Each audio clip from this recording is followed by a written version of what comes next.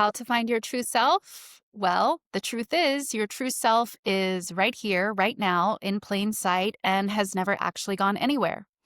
If you feel your true self is out of reach or lost or hard to find, it's not. You've just covered it up with layers and layers of self-protection, conditioning, and programming that was never yours to begin with. Every fear you absorbed, every belief that was handed to you, every mask you put on to be accepted and loved, none of that is actually who you are. In this video, I'm going to show you how to strip away the programming and reconnect with the truest version of you that has always been there deep within all along. So stick around. By the end, you're going to know exactly how to reconnect with the most authentic and powerful parts of yourself. If you're new here, hello, I am your Muse, Traci.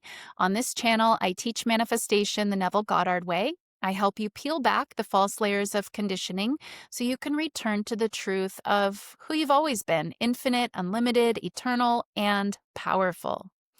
So, as I already said, but it bears repeating, your true self has never actually gone anywhere. You didn't lose it. You didn't remove it. You didn't break it. Your true self just got buried. It just got covered up. Buried under expectations of others, buried under ideas you thought you needed to survive, buried under family and societal norms and conditioning, buried under your identities that you created to stay safe, buried under versions of you that were required to fit into environments that didn't know how to hold your truest authenticity. You didn't lose yourself. You hid yourself. You buried it.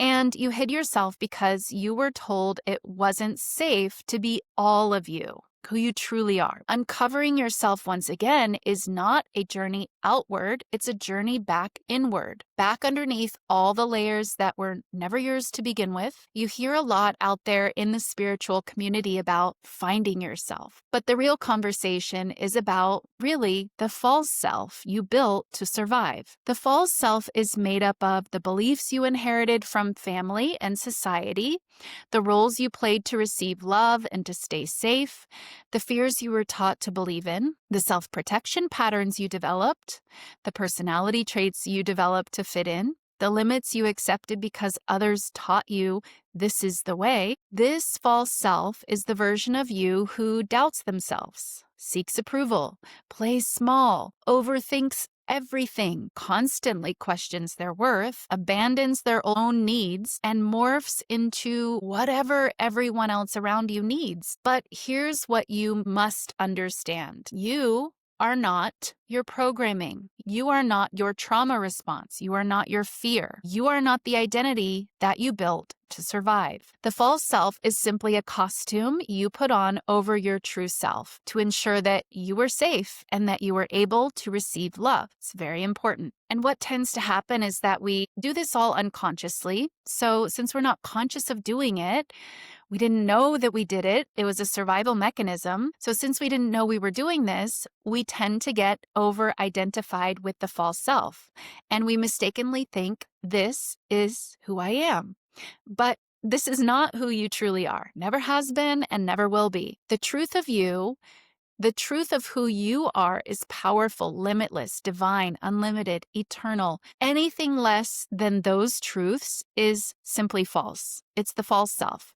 It's the part of the mask that you were trained to wear and probably, definitely became identified with. Your truth self is the truth of your being that has never gone anywhere. Neville taught that the truth self is the I am, the awareness behind the thoughts, not the thoughts themselves. The awareness behind the beliefs, not the beliefs themselves.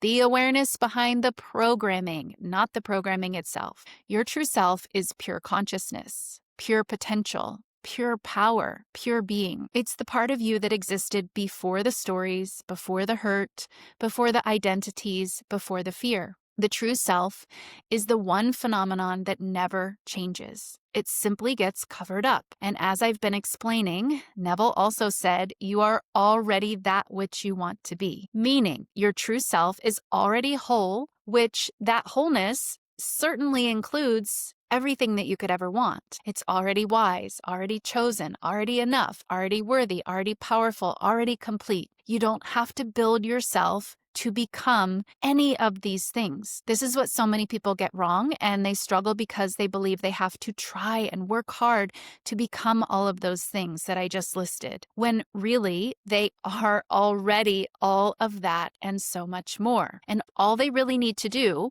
in order to get back to the true self is to stop wearing the limited masks. Stop carrying the conditioning and the programming that was never yours to begin with. You only have to remove what is not truth. That's it. You weren't born doubting yourself. You weren't born insecure. You weren't born disconnected from intuition. And you weren't born afraid. You certainly weren't born afraid. You learn to silence yourself, to play small, to be easy, to please others, to trade authenticity for acceptance, to protect yourself by performing, to distrust your own inner guidance, to base your identity on feedback from others instead of truth. This is how the false self forms, piece by piece, choice by choice, wound by wound. And as you grow, the false self grows with you until eventually you don't know where you end and the programming begins. But the moment you see the false self for what it is, programming, not truth, you've already started undoing the programming and returning back to your true self. When you stop identifying with it, that does so much. When you think it is you, and then you think you have to change the unwanted to the wanted, that's when it gets really hard and you start to struggle. Awareness is the first step of awakening and reconnecting with the truth of who you truly already are. Here's how you can tell you're disconnected from your true self. You don't trust your own intuition or decisions. You overgive to prove that you are worthy. You shrink your truth to keep the peace. You doubt your desires. You chase external validation. You feel ungrounded, anxious, disconnected from your own center. And again, these aren't flaws. These aren't personality traits. These are symptoms. Symptoms of living from the false self. Symptoms of over-identifying with your programming. And good news, symptoms are not identity. They are invitations. They are signals that something deeper is ready to be reclaimed, resurfaced. Reconnecting to your true self is not a technique. It's an undoing. It's a shedding. And it's exactly what I teach in my coaching program. We do the work to shed these false layers so that you can return back to the truth of your being and how effortlessly creating a life you actually desire is truly meant to be. You can find the link in the description down below. There's a link also in the pinned comment if you'd like to book a free consultation with me. And let's get back to the show. Reconnecting to your true self is not a technique. It's an undoing, a shedding, a remembering. Here's what that looks like in 4 practical steps, how you can start this undoing right now, today. Because again, your true self hasn't gone anywhere. It's just under some layers. So here are the 4 steps. Step number 1, stop asking who you should be. Start asking who you actually are. Start connecting with that truth that you already hold inside of yourself. Your true self isn't obligated to any identity you've outgrown. Not at all. Notice if you feel confused, like you don't know what your path is. This is due to heavy programming, thinking you have to be a certain thing, a certain way, rather than just connecting to your true innate desires that will lead you to everything that you need to do and want to do if you start to learn to trust it. You want to follow the desire, follow the expansion, follow the part of you that feels like truth, not performance, not earning love, not seeking validation. Step number 2, notice where you abandon your inner voice. And this is really subtle, so you have to get good at recognizing when you're doing it. But every time you betray your intuition and you honor others before yourself, you silence your own truth to stay loved. That's a big one. These are self-abandoning techniques, and this just reinforces the false self. Every time you listen inward, you strengthen the real identity and the real truth. Step number 3, remove the layers. What layers? The fears, the masks, the roles. Ask yourself, whose fear is this? Is this true for me? Who taught me to think this way? Is this belief actually mine? Did I actually choose it? Because by the way, if you didn't choose your beliefs, they're just designed to control you. You get to choose your beliefs. If I haven't made that perfectly clear, Let me say it very clearly now. You get to choose your beliefs. Maybe you haven't always done that in the past, but right here, right now, in this moment, you get to choose your beliefs. Who am I performing for? Who would I be without this story? So these are some of the questions you want to ask. If it is not rooted in truth, you get to let it go now. Period. Full stop.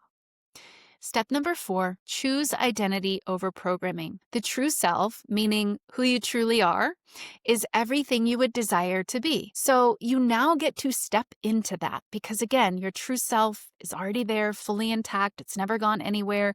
And so what I'm saying is everything that you truly want to be, you already are. You don't have to become it. You do not have to become any of it. You already are exactly what you hope to be one day.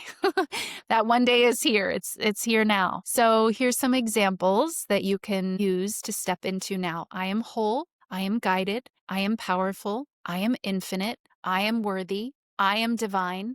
I am not what happened to me. I am consciousness choosing its own identity. This is the reclamation. This is the return. When you reconnect to your true self, everything starts to shift. Your desires become clear because you finally admitted them. You stop doubting yourself and your decisions. You attract relationships aligned with your truth. You stop chasing people, approval, outcomes. You trust your intuition. You feel grounded, centered, powerful. Manifestation becomes natural because you're creating from your natural state of being, not from fear. Life feels purposeful and full once again. The 3D reorganizes because you reorganize. Your true self is highly magnetic. Your true self is confident. Your true self is already connected to every desire you want to experience. This is the version of you who simply cannot fail. If you're ready to stop living from the false self and finally step back into the version of you who is infinite, unlimited, and grounded in your true identity, this is, of course, the work we do in my coaching program. We do the work to peel back the false layers of conditioning, connect you with your truth, and bring you back to who you've always been. Not the program self, not the fearful self, not the survival self, the true self. You can check out the link in the description below. It'll take you to my website where you can read more about the program. If you're still not sure and you have questions about working with me or questions about the program, there's a link in the pinned comment. You can click that link and book a free consultation with me. Thank you guys so much for watching this one. I'll see you in the next video.